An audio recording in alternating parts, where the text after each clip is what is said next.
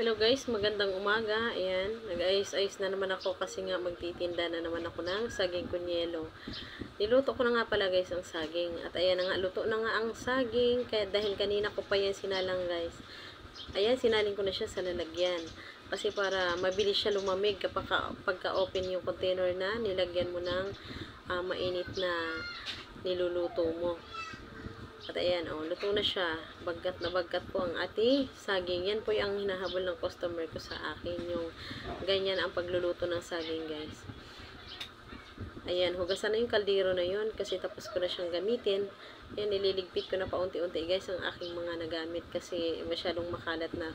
Ayan na po siya. Palalamigin ko na po siya. Hindi ko muna siya takpan ng takip. Ayan, nagbinuang-buang muna ako dyan, guys.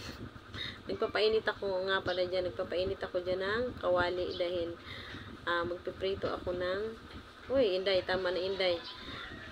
Imbis nga na ay mo bili, managa na lang hintaon ang customer. Huwag makita ang anay mong sayo, Inday, no? Ayan, guys, nagluto ako ng lumpia. Dahil may bumili sa akin kanina 4 na lumpia. Kaya, ayan.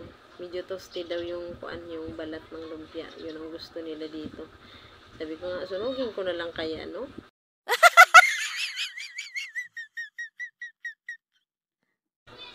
At yan na nga, guys. Malapit na maluto ang aking lumpia. Ayan, tostado siya.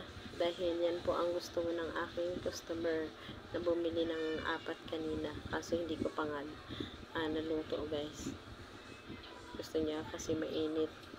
Kasi lumamig na. Kaya ayan po. Ininit ko siya para sa kanya. Libre naman ang init kaso may additional. Siyempre po. Ayan, 10 pesos lang po yan. Yung lumpia na yan.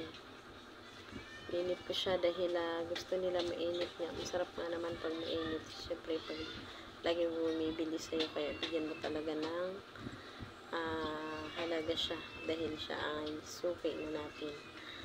Sabi niya, tostado daw. Ayan nga po at malapit nang matapos ang aking pagpiprito. Actually guys, tapos na siya. Naprito ko na lahat ng lumpia. Yan yung tirang saging kanina. Piprituhin ko para kakainin namin dalawa ni Rose. Yan tira kanina sa pagsaging kunyelo. Kasi hindi naman pwede guys ilagay yung yung matigas na saging sa pagluluto mo ng saging kunyelo kasi mapapansin ng customer yun na may matigas. Kaya magre-reklamo yun. Kaya kailangan tanggalin mo ang matigas na saging, ang part na matigas dahil